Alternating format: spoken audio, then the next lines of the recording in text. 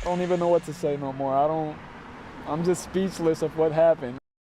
This morning, heartbreak and anger after a man was killed by police in Richfield over the weekend. Those strong feelings poured onto 494 as people shut down part of the interstate demanding justice. Ellery McCardle is in our newsroom. And Ellery, this all started, as we're learning, at a vigil for the man. Yeah, that's right, Gia. And there were so many emotions there last night.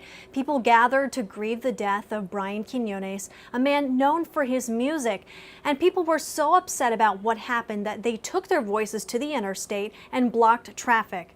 Now, Brian Quinones live streamed the last 13 minutes of his life on Facebook as Edina police was on his tail. Now, in the video, Quinones gets out of the car and 16 seconds later, you hear gunshots.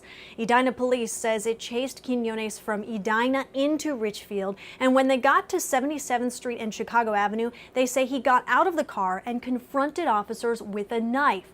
Family says Quinones was suffering from depression and had suicidal thoughts, but they say it did not have to end this way.